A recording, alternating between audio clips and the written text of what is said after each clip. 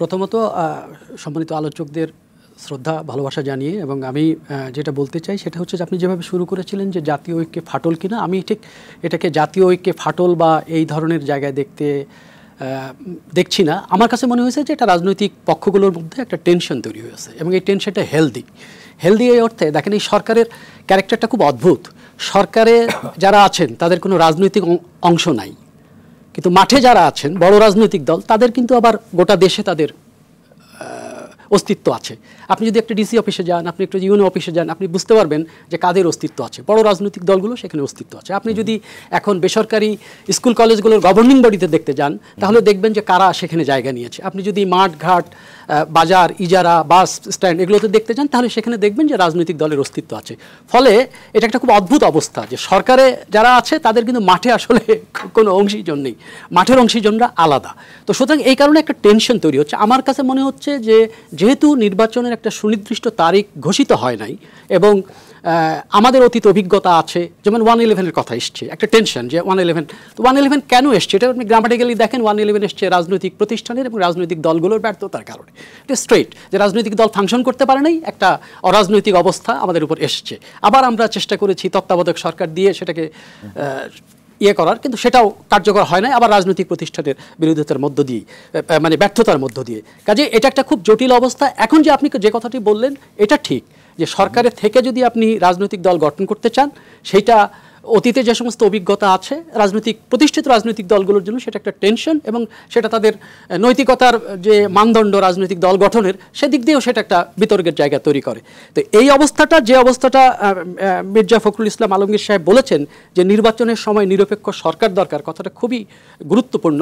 আবার একই সঙ্গে দরকার নির্বাচনের সময় নিরপেক্ষ প্রশাসন, অ্যাটর্নি জেনারেল থেকে শুরু করে মাঠ পর্যায়ের জিপি পিপি এজিপি এগুলোও তখন একটা নিরপেক্ষ। এখন নিরপেক্ষ আপনি পাবেন কোথায়? আপনি কি মনে করছেন না যে এই প্রশাসনটা নিরপেক্ষ এখন নাই? এই প্রশাসনে যারা আছে তারা তো রাজনৈতিক দলের সমর্থকরাই এখন আছেন নানা ফর্মে, ঠিক আছে?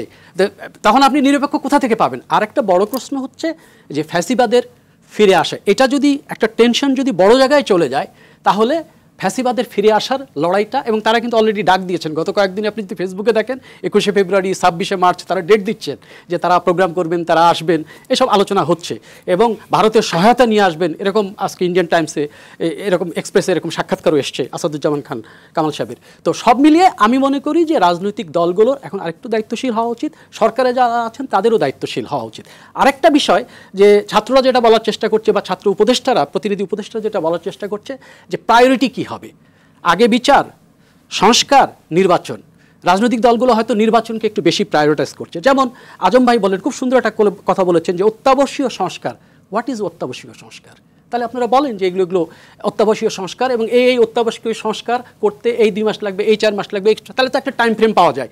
আমার মনে হয় যে বিএনপিও একটা কৌশল, রাজনৈতিক কৌশল এবং খুবই যৌক্তিক রাজনৈতিক কৌশল নিয়েছে। তারাও সরকারকে টেনশনে রাখতে চায়, সরকারও এই চাপে পড়ে একটা টেনশনের খেলা খেলছে। এটা একটা টেনশনে এবং এটা হেলদি। এটার মধ্যে দিয়ে যেটা হচ্ছে সেটা হচ্ছে কে কি চায় সেটা পরিস্ফুট হচ্ছে, কে কি করেছে কে কি করছে সেটা পরিস্ফুট হচ্ছে। গোটা দেশে তো মানুষ দেখছে, তাদের সামাজিক অবস্থাগুলো তারা দেখছে যে কোথায় কি হচ্ছে, এটা একটা দেখছে। উপদেষ্টারা কি করছেন সেটাও একটা দেখা যাচ্ছে। আমার মনে হয় যে উপদেষ্টারা যদি প্রত্যক্ষ রাজনৈতিক দল করতে চান তাহলে তাদের সরকার থেকে পদত্যাগ করে এসে রাজনৈতিক দলই করা উচিত, রাজনৈতিক দল করে মাঠে আসা উচিত, মানে এই টেনশনটা রাখা উচিত না।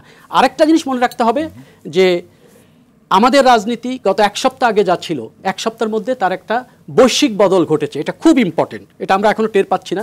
সেটা হচ্ছে ট্রাম্প জামানা, ট্রাম্পের নয়া জামানা রাজনীতিকেও বদলে দেবে, নানাভাবে বদলে দেবে। ইতিমধ্যে তার জ্বালানি নীতি, তার ট্যারিফ নীতি, তার এমবার্গো নীতি, তার পলিসি যেভাবে সে করেছে তাতে আমাদের এই রাজনীতি ঠিক আগের ফর্মে থাকবে কিনা সেটা নিয়ে আমার সন্দেহ আছে।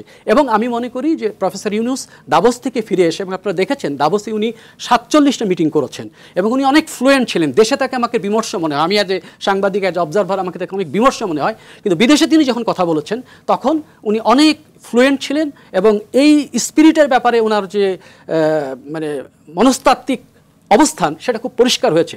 আমার ধারণা যে ইউনূস সাহেব ফিরে আসার পরে যে কথাটা উনি বলেছেন যে সংস্কার, এখন এই সংস্কারটা ন্যূনতম সংস্কারের মানদণ্ড যেটা সাইফুল ভাই বললেন, তাহলে কি রেফারেন্ডাম দেবেন নাকি তাহলে কীভাবে হবে, নাকি পলিটিক্যাল পার্টিগুলোর সঙ্গে বসে আলাপ করে এটা দেবেন, সেটা আমাদের দেখার বিষয় আছে।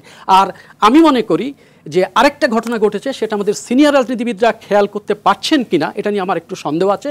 সেটা হচ্ছে 2014 সাল থেকে 2024 সাল পর্যন্ত আপনি যদি ভোটের ডাটা দেখেন, তাহলে ভোটার এই যে জানুয়ারিতে যে ভোটারের কথাটা বলা হয়েছে, প্রায় 4 কোটি নতুন ভোটার এসছে যারা আসলে ভোট দেয় নাই।